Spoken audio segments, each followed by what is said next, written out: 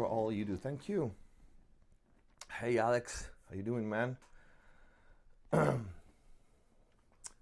Yeah, the sound is only on the right side. I can't I can't fix it in halfway through the live stream. Like I said, I'll be up just an hour today because I had to go to an expo later. But yeah, actually, let me close this thing in behind me because it's annoying. And yeah, let me see questions. What is LUFS? It stands for Loudness Unit Full Scale. It's just a form of measuring loudness, basically. Like RMS, it's a different way to measure loudness. Right now, many people prefer that. Just because it gives you, I prefer that to RMS. I check both, but LUFS, it gives you more of a real life, how you perceive the the level of music, regardless the RMS, because the RMS could be screwed by a couple of factors like bass content. If you have an 808 that is like always present, the RMS will go up, but doesn't necessarily mean the song will sound louder than another one that measures lower RMS. So LUFS, I feel it gives you like a better representation of the actual loudness, especially when you want to compare for mastering.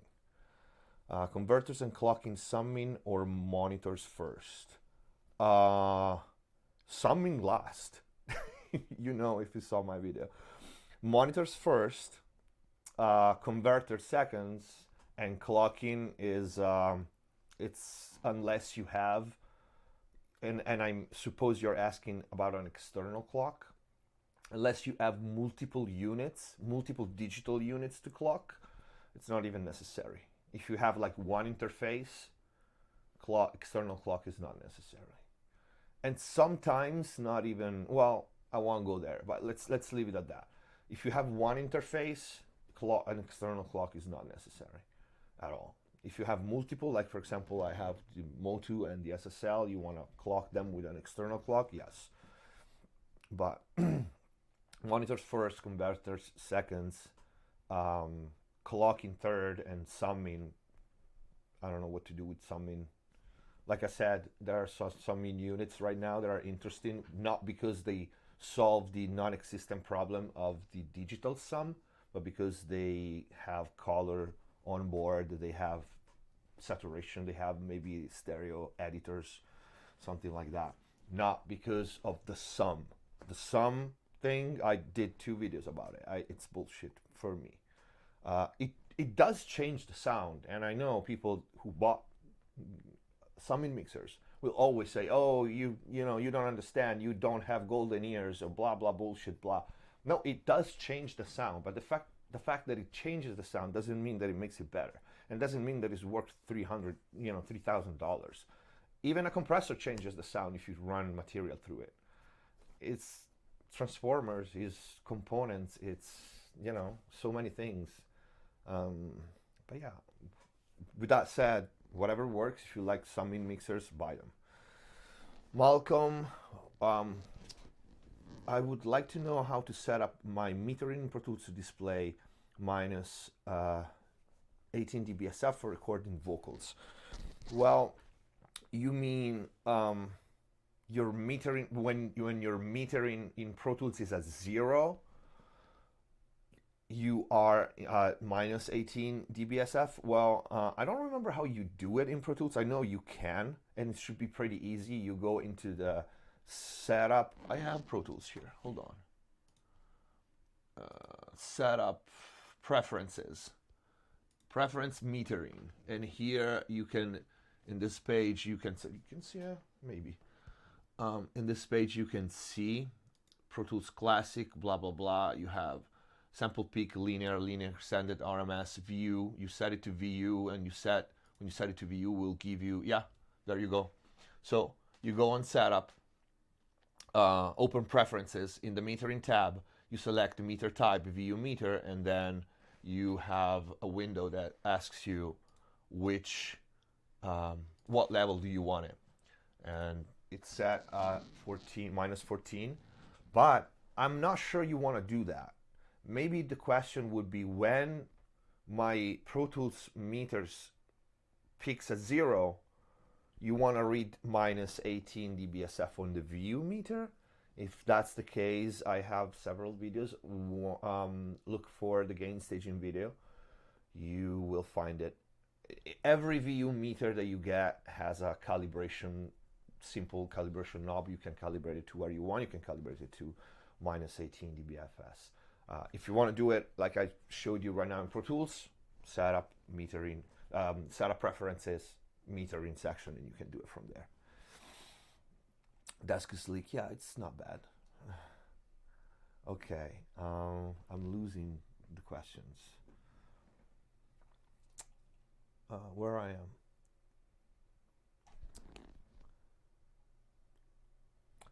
Oh, wow.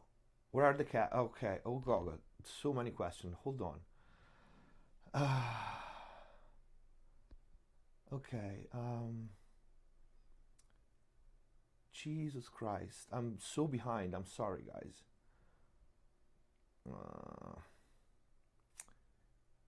Should you still EQ? Should you still EQ on studio monitors themselves, even if you have a room corrected EQ like SonarWorks, or should you just one or the other? It depends on what EQ you have on your monitors. On your monitors. I do EQ my monitors from the onboard EQ, and I don't use room correction software so far. So between the two, I prefer the monitors. So I guess you could use it combined for sure. You have said you don't use VariMu on guitars. Why not? Brower uses style level on C-Bus with the feed guitars. Yeah, I don't know what kind of guitars. When I default the word guitars, for me is always electric guitars. Maybe Brower, it's more, I don't know, I'm just guessing. I will probably see in a couple of days, and I'll ask. But we had like several meals last year together outside of NAM. But I think it's more like I don't know, like modern pop kind of guitars. In that case, makes sense to use that level. And look, we are very detail oriented people, but it's not that straightforward and it's not that strict when we say, oh, I don't use this on that. It's just a general preference, because you can make work pretty much everything on everything if you set it correctly. It's just a matter of preference. It's just a matter of like details, okay? But when I say I don't like VariMu on guitars, for the most part, I'm talking about electric guitar, like distorted or crunch guitars like that. For more like I don't know, what is the band? Coldplay kind of guitar, which is what I envision Brower dealing with for the most time. Yeah, sure, why not? Alexi, do you use reverse reverb in mixing, and how do you use them for what instrument? I use them a lot. If you listen to my mixes, especially on headphones, you will find a load of them. Mostly on vocals. I do vocal rises with reverse reverb a lot. On Reagan Romance EP are all over the place. I use them on piano a lot, and that's pretty much it. But on vocals, it's one of my most used effects, the reverse reverbs on vocals. And I do them manually, and I do them like printing and then moving them, and I don't just open a plugin. When I do reverses, sometimes I do, sometimes I have a send of reverse reverb, but for the most part I do it by hand, and I print each and every phrase, I print each and every word that I want to enhance. Earl Tutu, I find gain staging quite difficult in Logic Pro X. To me, it sounds better when I push the level, but I know it can affect the master bus. What would you advise on this issue? If you like when you push the levels to distortion to red, it's because you like distortion. If you're not clipping, the sound does not change. If you have, let's say you have a bass track, a -12, or a bass track a -3. Unless you have plugins that are gain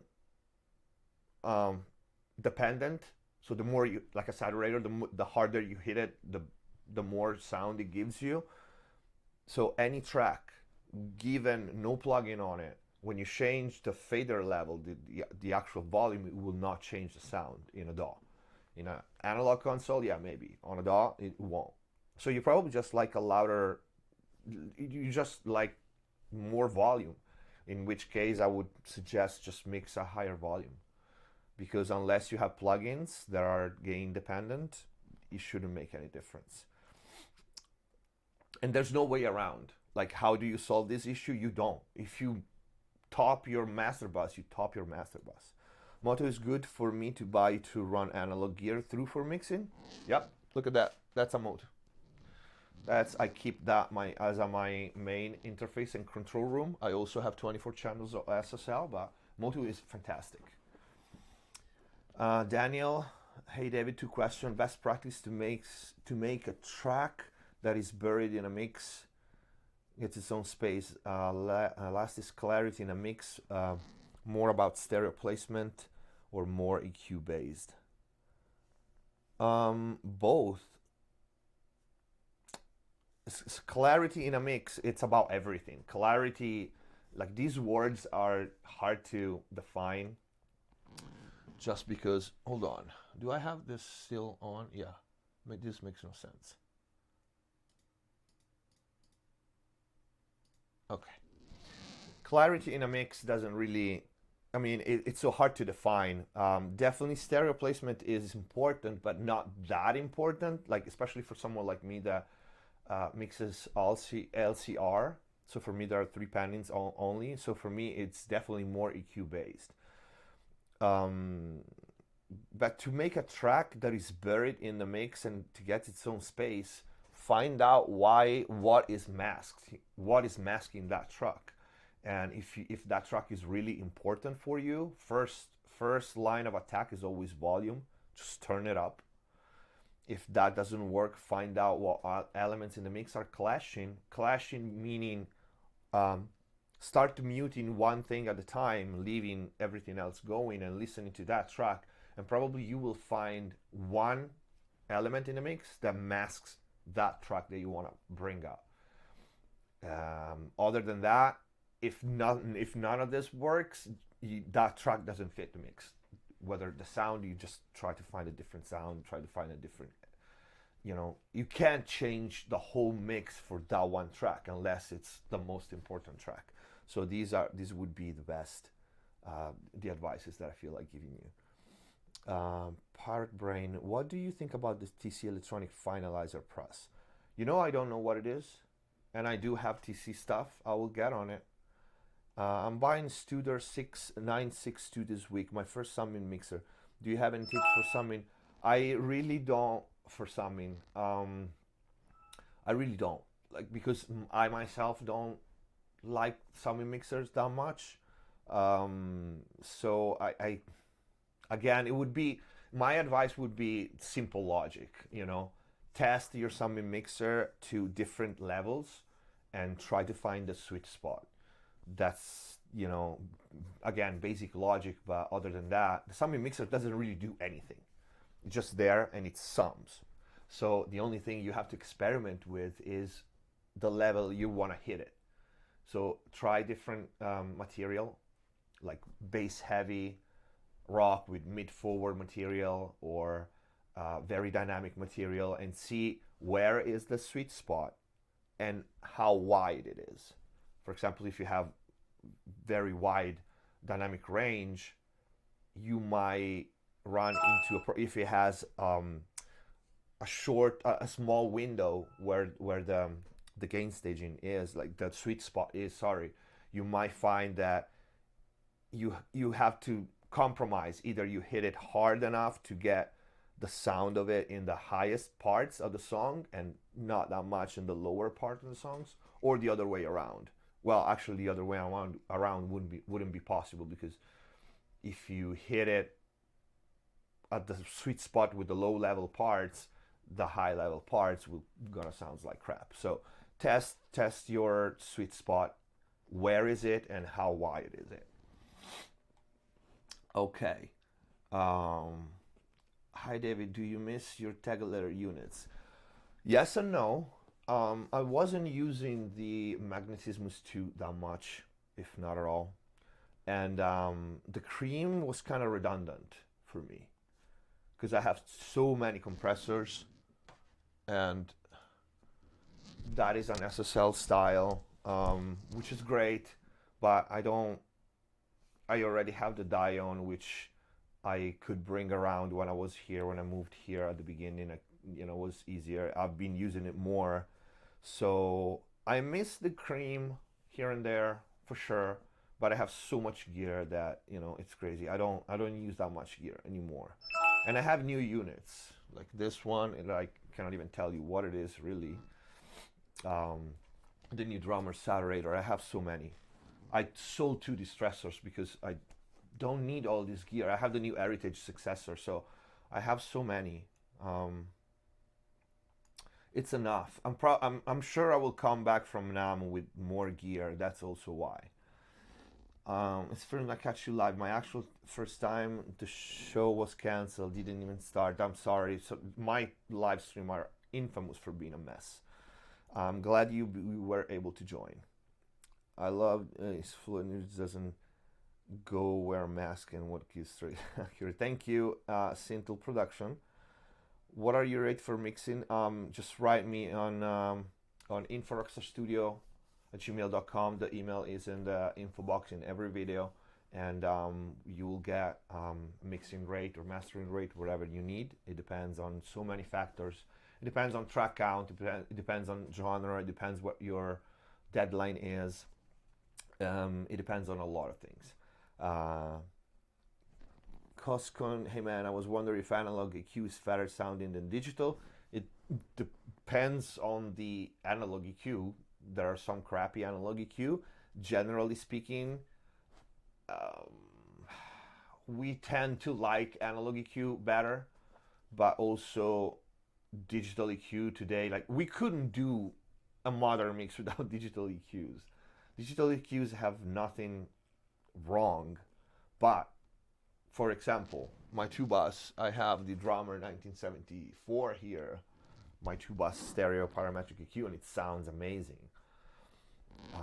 It's a combination of things. It's a combination, of course, of the sound itself, and it's a combination also. It's a factor. It's having your hands on it. It's completely different. But to your question, yes, I mean there are very very nice sounding EQ, colored EQ. So it's not that digital EQ don't have color, but the analog is still different. Doesn't mean better. Sometimes you prefer a digital EQ. Doesn't mean better, but definitely different still. Then only recorded mixing production got a parallel compression question. When you parallel compress drums, do you still compress the individual track too? I've never seen any tutorials other than what happens in the parallel. Yes, I do compress. For drums, I do compress everything. I do compress the single channels. I do compress, for example, snare. It usually has compression on the channel and then a parallel snare, and then it goes to the drum. I compress the drum and then a parallel compression for the drum as a whole. So it's a lot.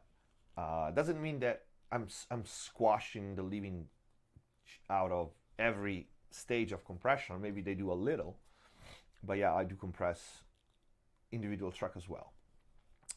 And if you watch any of my mix breakdown video, you will probably see it, or my mixing courses on ProMix Academy. Where are the cats? They are in the other room, because Oreo especially now loves the desk, and I would like to avoid for her to not to scratch it as long as possible. Are you enjoying the new setup, and what speakers are you doing the majority of your mixing on? Well, of course, the Eve Audio SC3012 are absolute monsters, and they are absolutely amazing.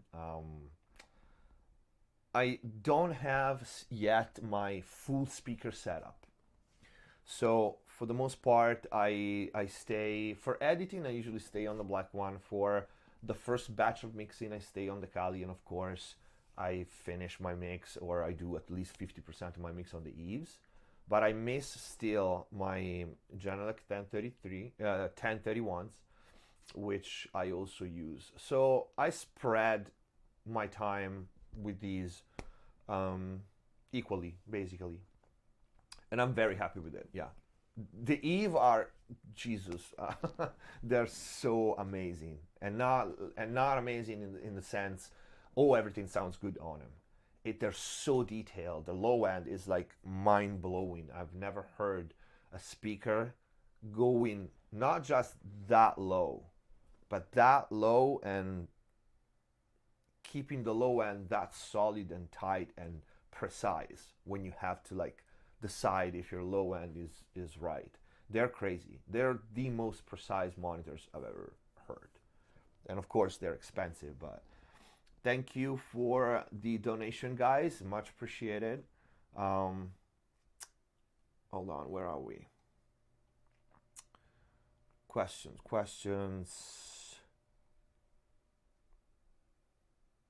What is the standard for LUFS? It depends on genres.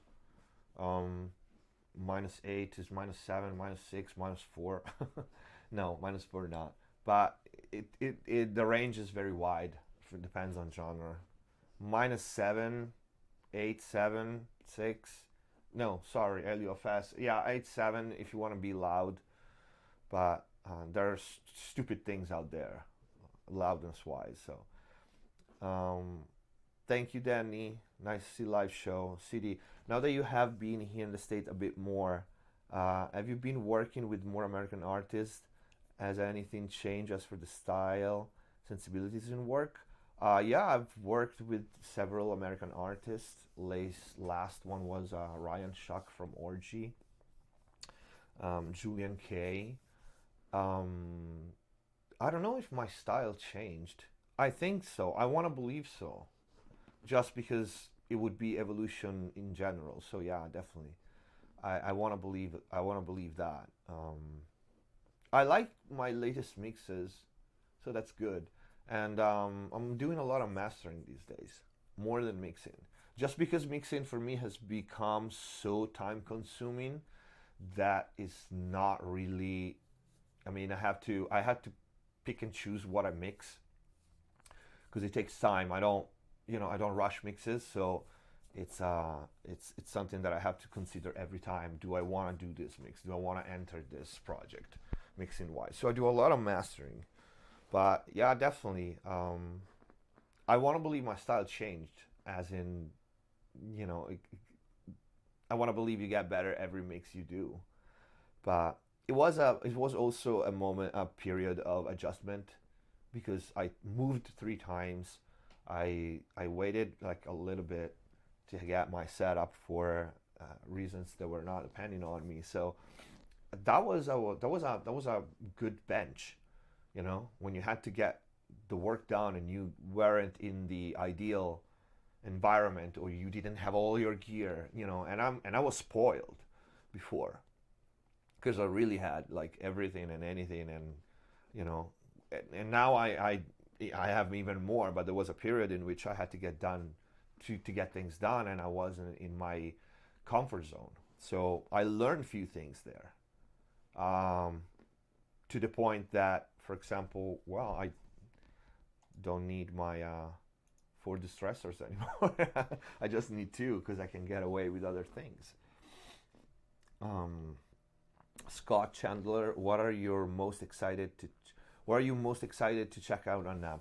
So for NAMM this year, I have no idea what's going to be there, aside from this unit here, which which I already have, and I had it for more than a month. The video premiere, world premiere, will be released on the 16th. I already did the review of it, and everything else, I don't know what's new, because for me, NAMM this year is not gonna be like much filming like last year. I'm excited to see the new Eve, the 3 ways.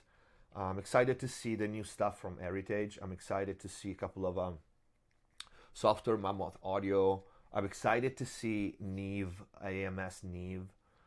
They have something that we talked about. What else? I have a lot of. This is to say that I have a lot of meetings and appointments at NAM this year, and I will not do much in the way of checking for pleasure. I will run from one meeting to another the whole time and feel me very little. So if you catch me at NAM, you will catch me for a coffee break. But yeah, I'm gonna be at the following booths for sure.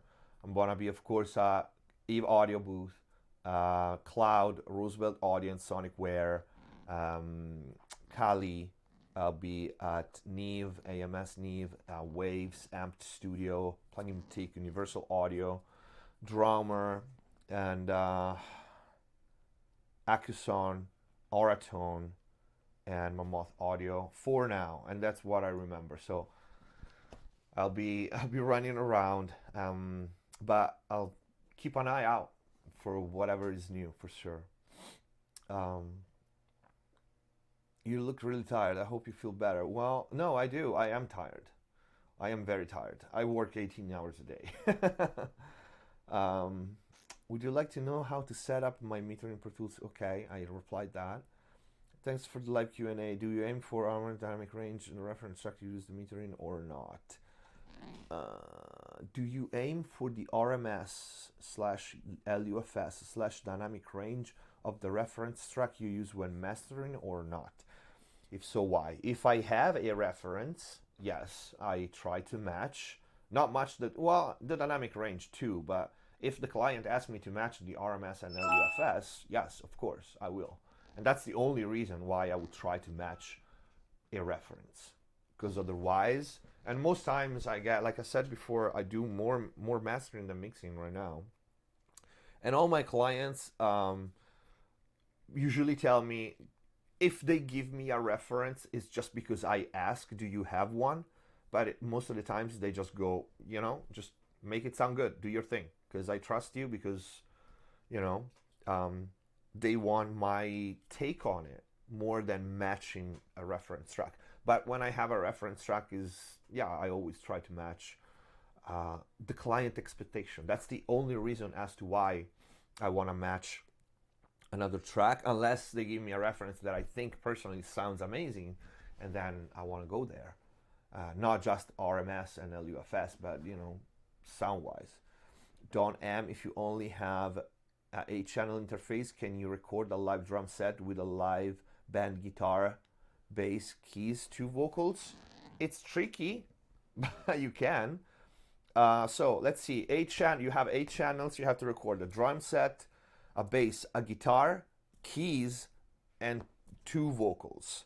Well, you have to do overdubs, because even if you put kick, snare, overheads, you got 4 channel.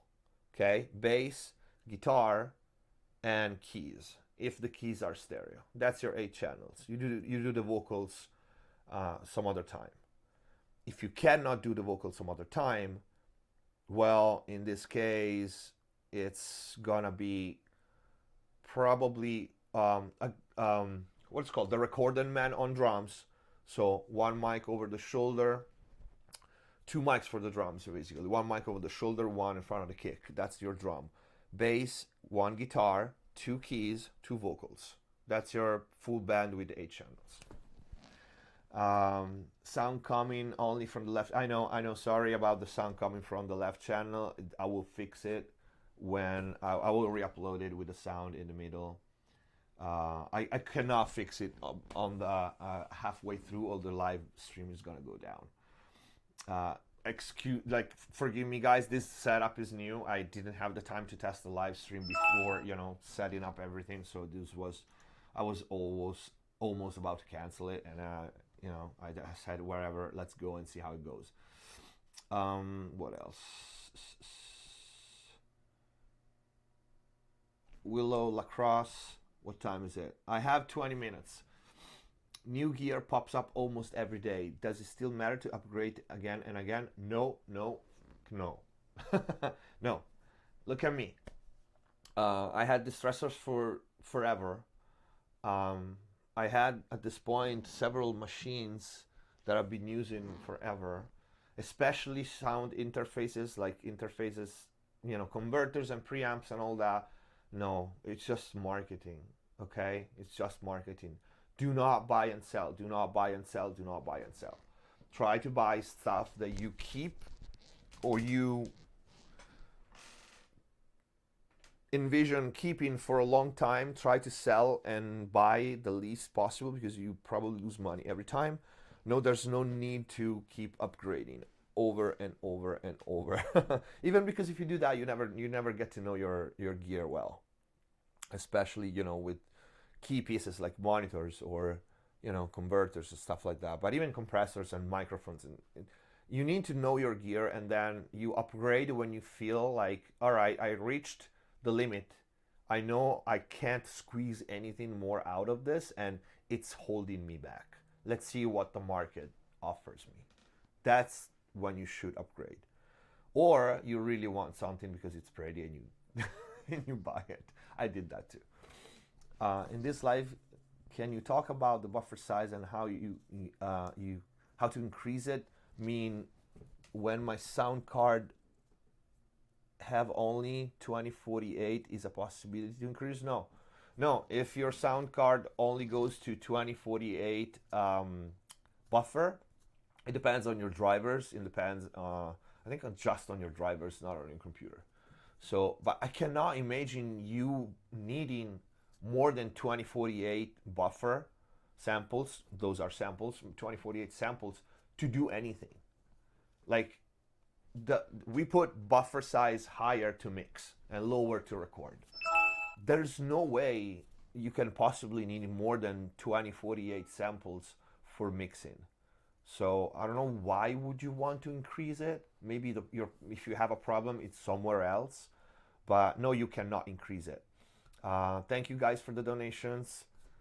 Okay, can I see the name? Andre Schutler. Thank you so much. I'm sorry if I butchered your name. But no, you cannot increase your buffer, and you shouldn't with 2048. So if you have a problem, just let me know what it is. We can try to solve it some other way. William Leary. Other than EQ and compression, are there any other plugins that you recommend a beginner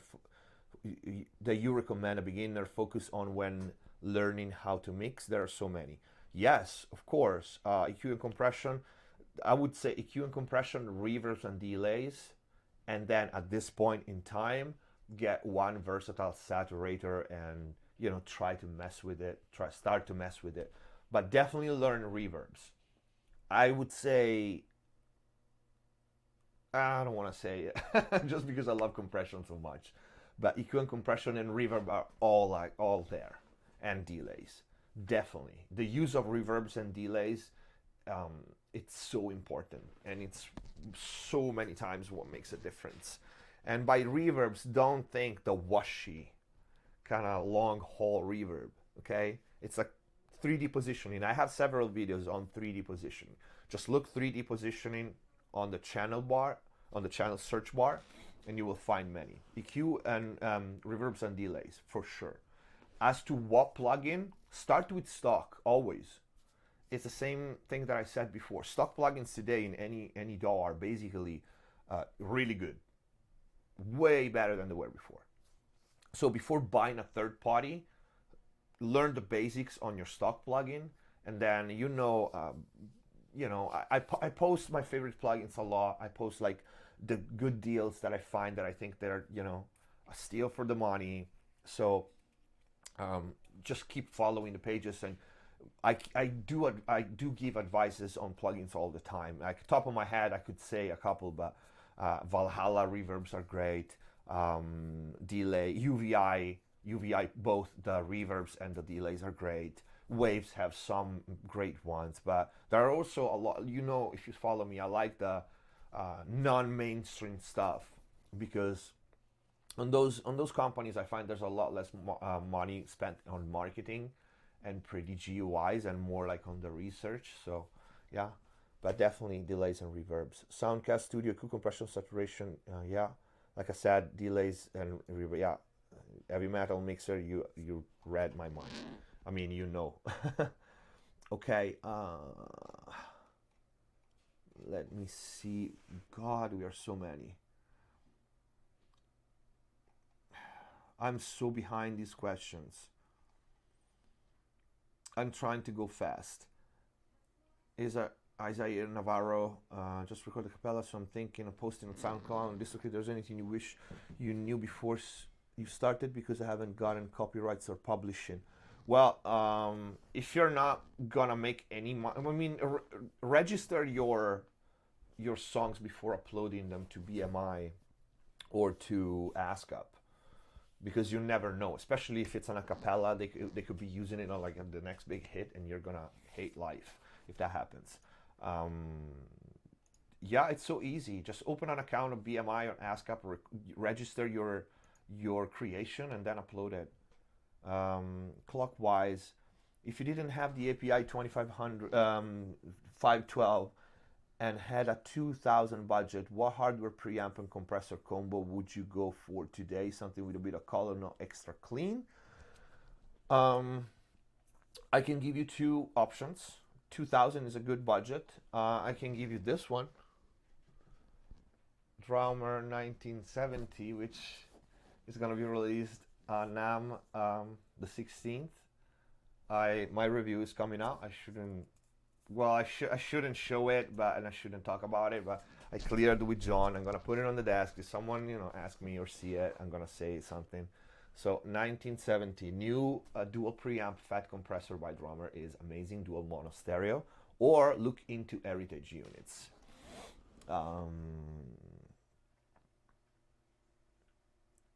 Or you can 2000. I think it's too much. The API channel strip, but it's way too. Probably you buy one of them. So yeah, definitely I would look into the Drummer 1970. It sounds like the video is gonna come out the 16th, so it's great. Okay. All right, Soundcast Studio. You know what? I'm gonna try. I mean, it's probably late, but let me see in properties if I can do it.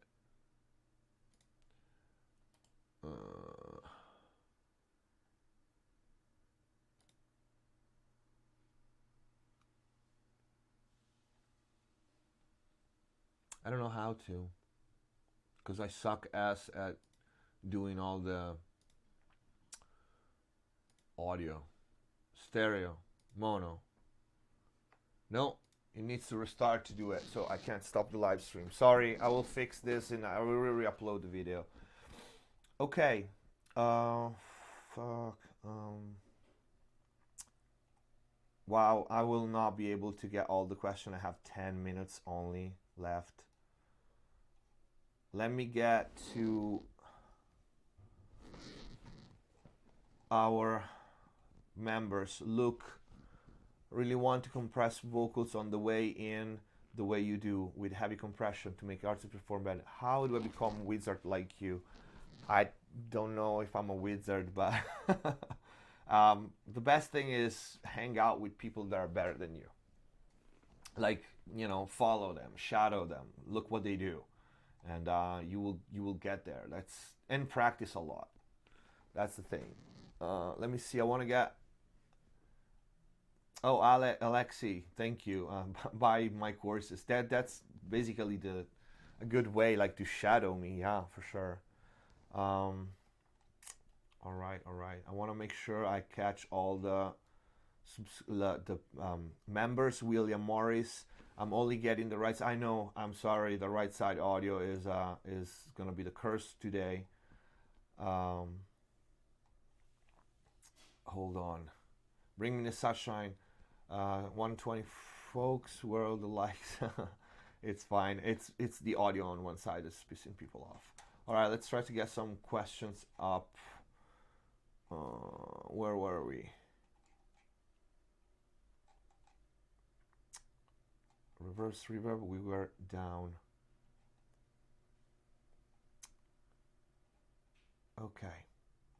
Sorry for the silence. I'm trying to check all the questions. What's your favorite? Uh,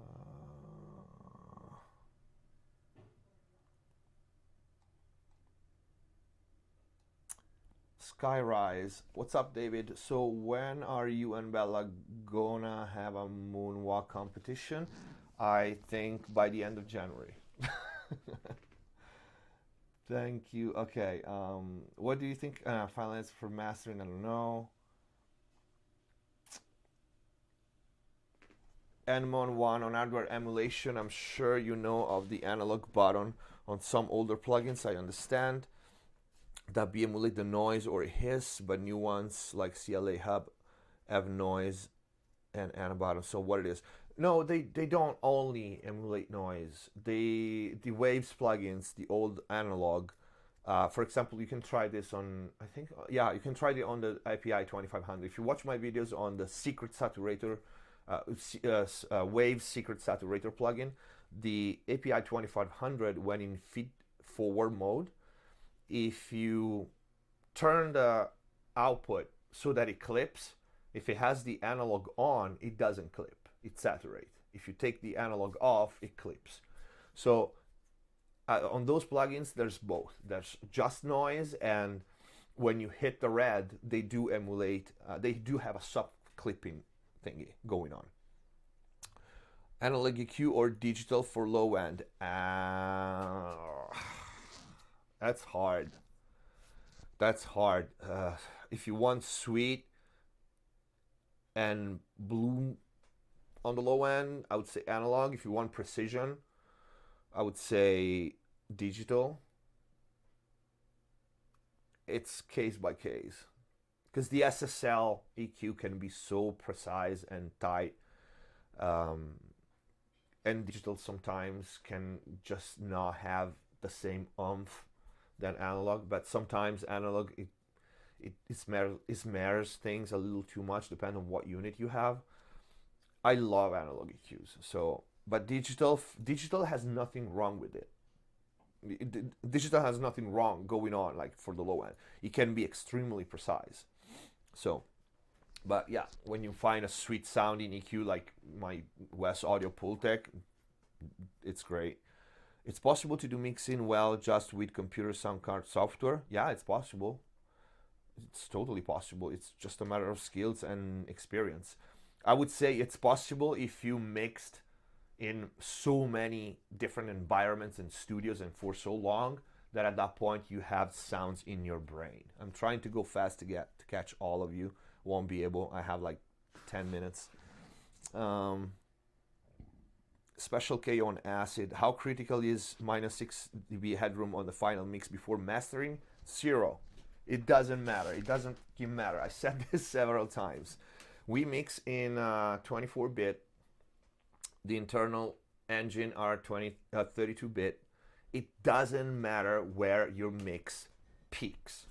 And as long as you don't clip, it could be -1, -10, -15, or -6. It doesn't matter. If it's -1, the master engineer needs to turn it down. It's 24-bit. It will turn it down. That's it. It could be -0.5, and it wouldn't matter. Okay? And -6 is just a number, because in mastering you could be needing more than that, or you could be needing less. So how critical is not critical at all. Just don't clip. That's all you have to do. That's all you have to worry about your master peak level of your final mix. Crest factor, that's different. That's different. That's my second most famous video, so I'm not gonna repeat myself. Who really need audio interface? Home studios, because otherwise you have to have several things. You have to have preamps, you have to have an ADDA converter, you have to have a headphone monitors, you have to have some sort of control thingy for your monitors.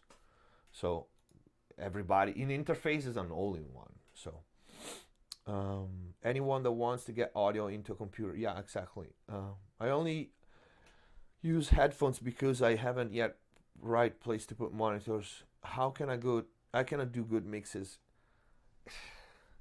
You're not gonna like my answer. You can't. I mean, like I said before, you can mix on headphones if you have a ton of experience. Thank you, Alexei. What's your favorite Foreman shifting plugin? Pitch Monster. Pitch Monster. I just got it. It's great. For transparent, mm, for transparent, I know I have one. I don't remember, but I also love the old pitch shifter waves because I don't know it when I want a lo-fi kind of thingy, it has something going on. But check out Pitch Monster. I don't remember the name of the company. It's great. I just got it like not long ago. Yes. What about the qual? Okay, you're a legend. Thank you. You're too kind. What are some frequencies you do normally remove for a vocal? Hard question. I don't want you to follow these kind of devices, but usually are common the very low end if you didn't cut it, like so anything between 0 and 50. Um, I don't like to go high with HPF, even though sometimes it's needed. I don't like to go high by default. Any boxiness probably around 300 250, and there's always on female vocals there's always usually a range around either 2 or 3K when they go high that is kind of piercing. And if someone is sibilant, that can be anywhere between 4, 6, 10, 12, 16 sometimes. But it's just so very general directions, okay? Don't go and do this by default. You can start there and move. Um, Out of your 3 sets of monitor, what set do you use the most? I spend my time. I'm equally on them, but I have I actually have 5 sets of monitors. I also have the Kali LP8, and I also have the Genelec 1031s. I will mount them, and a pair of Kali are gonna be on the side because I like to have a side reference. So I need to decide if I'll put the LP8 on the side or these whitey ones on the side. But then I will put the Genelec in. Um, with the black ones, with the little ones, I only edit. I do my mixes on the big one on the Eve and the Kali. Um, how to start getting more clients for mixing in your home studio? I already have few, but not enough to do full time. That's a $1 million question. Go out, meet people, promote yourself, meaning pay promotion. Make sure you have a portfolio that people are going to listen to and go, wow, this guy knows what he's doing. Go out and meet people, like musicians. Go to shows, go where musicians or labels or PR or event planners go. Make friends with them. That's the only thing, the only way. Know people. Offer your work for free if you have to, if the chance is good and he will bring you something. um, and yeah, right now online you can do paid promotion. Do it. It works.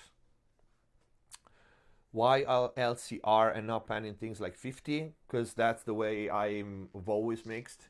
I like to position things with reverbs and delays and EQ. I have a video on it. More than with panning. Panning halfway, I only pan toms 50%. That's it. Everything else is like LCR. And I didn't invented it. This is an old school of very old school of mixing, because consoles back then only had 3 settings, LCR. So yeah, I like to position things. It sounds better to me and it's more challenging, so I like it better to position things with reverbs and delays and EQ more than panning. It doesn't. I don't know. It doesn't sound right for me to pan like 30% something. It's what I do though. It's when I have a stereo source, I use stereo panners like Waves S1 to move the stereo image on them. That's like kind of cheating when you use LCR, but I do that a lot. I automate that a lot, especially on effects. Kieran Fogarty, David, what's your process if you're asked to record and mix a simple vocal and guitar track, ballad for music? I released a video recently on that. If I can, I like them to record at the same time. stereo miking on the guitar uh, and vocals either in the same room. If I can isolate them, depends on what microphones I have. Maybe a couple of gobos. If not, I will I would overdub. Um, but yeah, if I track something like that, the mix is very simple. I have a series of video. I released it like last week on singer songwriter style recording for acoustic guitar and vocals. That's pretty much, you have like 4 videos replying your question. And also, if you are a member, you're not, but you could download. If you are a member, you could download the Pro Tools sessions and the files of that project. Sometimes you mention the two bus. What is that? Since I started checking out a group of everything and on Mixbus. Yeah, it's the same thing. Two bus, Mixbus. It's the same thing. It's just another name. Um, do you aim for an exchange? Okay, just reply to that. Let's go. Carlis Buim. I don't know how to pronounce the name. When the analog emulation is too much, when it starts sounding bad. Today they're really good. Like I do have some sort of analog emulation in pretty much every channel. I also often use Heat on Pro Tools, which is basically Dave Hill saturator. So yeah, you cannot tell how much analog saturation emulation is too much unless you have a good set of monitors or a listening environment, or you know your headphones that well, because in the end of the at the end of the day, it's your ear telling you. But your ear, excuse me, you need to give your ear something that you can trust. That's when it becomes tricky mixing at home. It's not because it's because of these. It's that I'm missing home. It's the monitor, it's the room. That is why why home people have problems with mixes.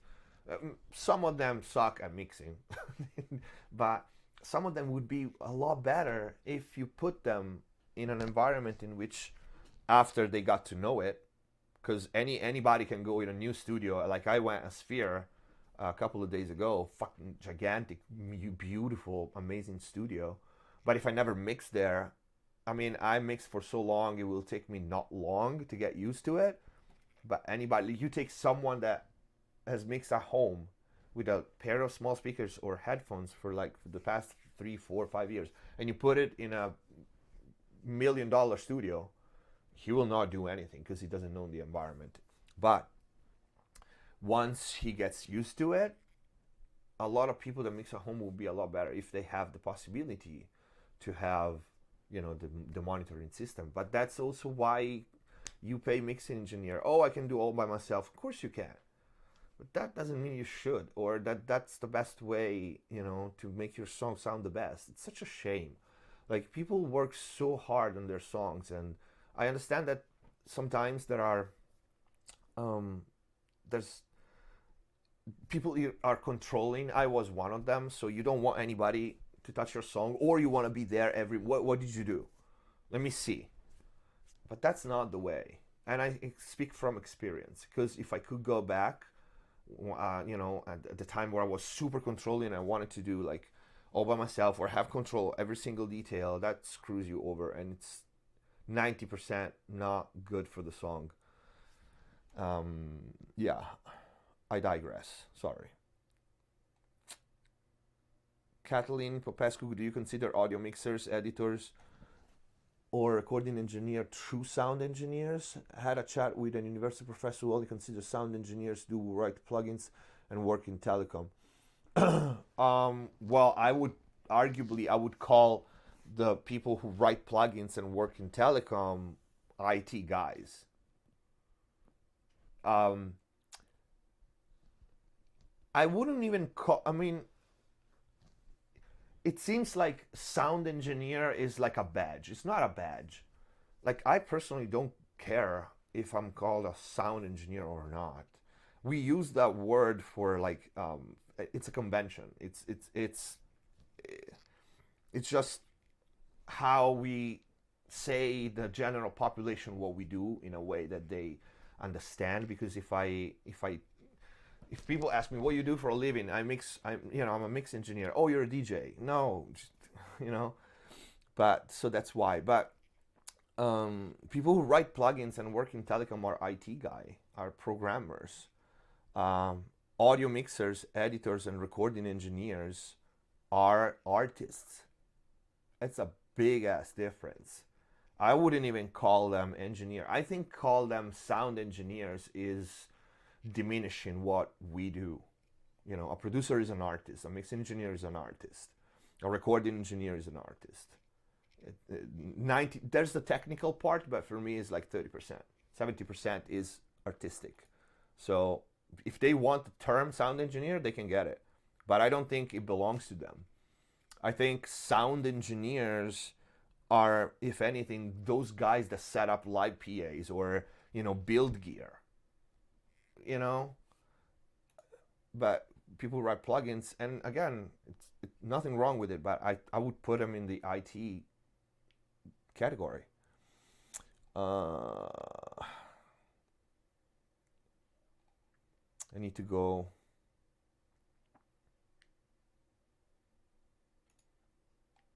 God, so many.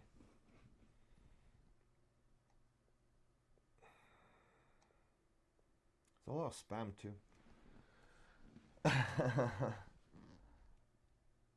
Okay, let's try to go.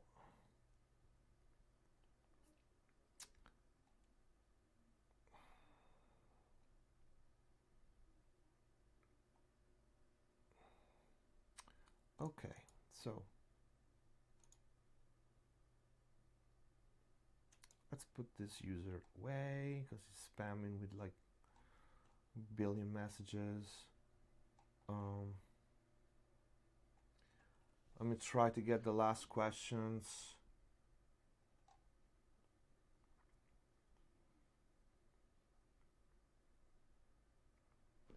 Cornelis, hi David, any tips on using a delay as a doubler? I tried with HDI, it came too muddy or intangible, wanted to be some. Yeah, when I use a delay for doubling effect, I use the stock Mod 3 delays on Pro Tools. That tells you something. I don't want any additional color or anything on it from the delay. Then I might process it. But keep one side as 0. It's super simple. It's keep one side as 0. Unless you're doubling a mono track and you want to double that it's tricky. So if you have a vocal, don't do the doubling. Well, use a doubler plugin or with delay. Again, you just do the usual. You keep the delay below 25 milliseconds, I would say, and use a high pass filter of some sort, and keep the other channel about 10 to 12 milliseconds the difference from the other one, keeping still the max delay at max 25, and just maybe after that play with phase. Get in phase by waves and switch the phase of the two channels, see how when it start to sound more natural. But if you have, like, for example, a background track, background vocals, and you want to double that, then and so you have a double vocal, your lead is in the middle, you have no problem having your main track in the middle center, then you keep one side at 0 and you move the other one about 20 seconds and stuff, and just slightly EQ them slightly different. Have you tried the Heritage Audio 609? No, but I will see the Heritage guys in a few days. I'll most likely I will.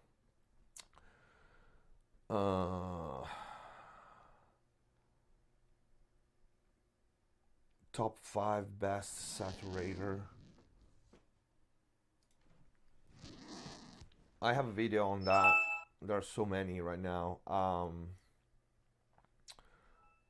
Abuser, it's great. The Saturate from Eventide is great. The new Waves Saturator is great. What else? I still put the capitator there. I'm missing something that I absolutely use all the time, I'm sure. Uh,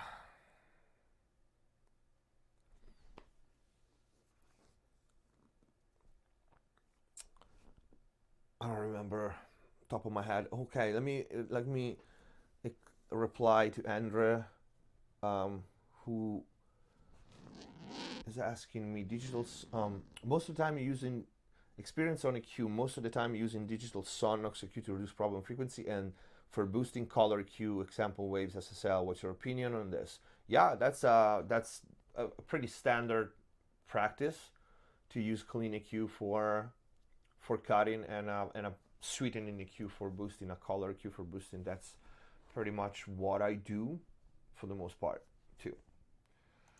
Uh,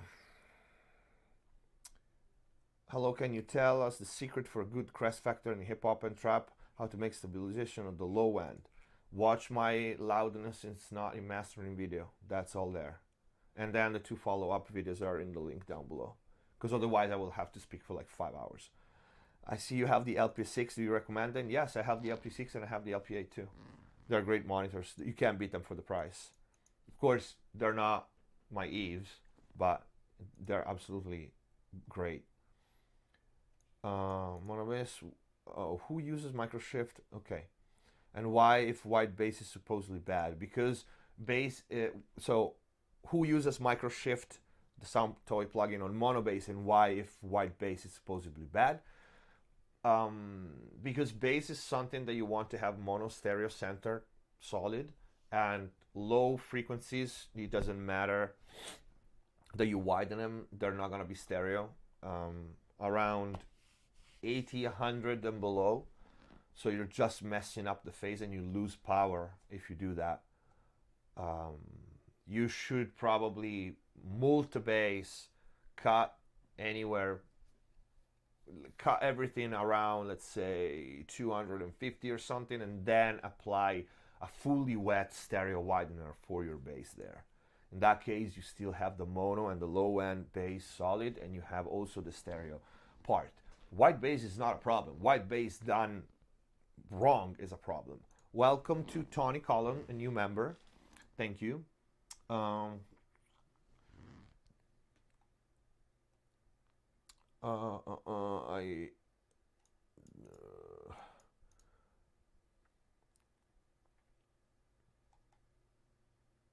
free plugin. Use definition of a good mastered song.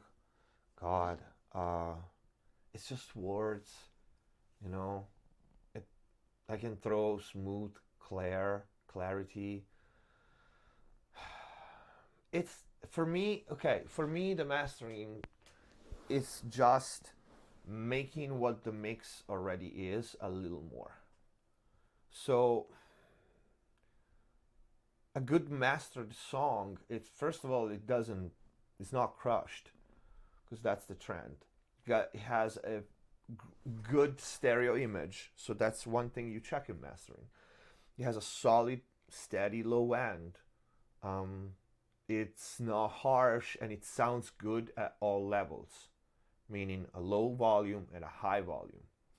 That's the main. There will be so much more, but that's try to summarize.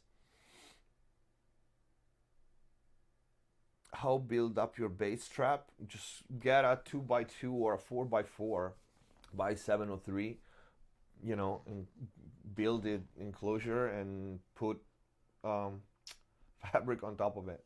I bought these. These are, I don't remember what they are. I bought my traps. How will becoming a member help me? Also, how do you become a member? Jayon baby, you should see a join button below the video. If you don't see it, it's because you should use like a desktop version of YouTube or the YouTube app. But if you're on mobile and you're using the mobile, switch for a second to desktop version. You will see a join button under every video. And for members, you access to exclusive videos, exclusive chats, but most important, you access to You can download. Sometimes when I do videos, I release Pro Tools sessions with file that you can download, and you can also have one consultation for your mix by email or Skype with me, one a month, or I think the last tier is one a week. Yeah.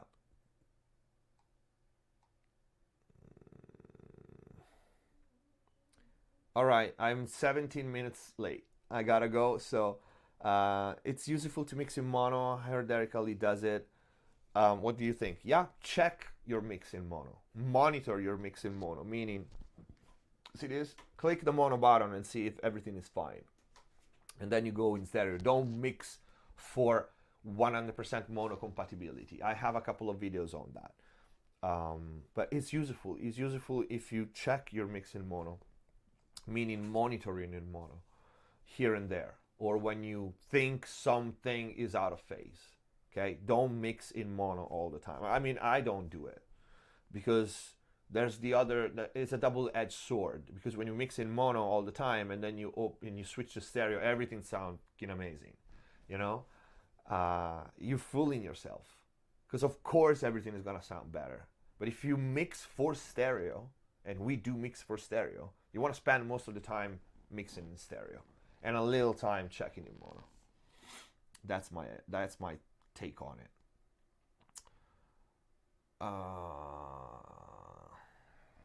Do you have any particular technique or software for reference in your DAW? Nope. I just load the track and listen to it and decide. All right. Look, thank you. Last two. David, how far in centimeter is your desk from the front wall and you from the speaker? Fuck if I know. I measured, but I don't remember. Basically, my triangle is with the eave. The eave are far apart from each other, same distance from me. And my desk, how far is far from the wall? My desk is about a third of the room in.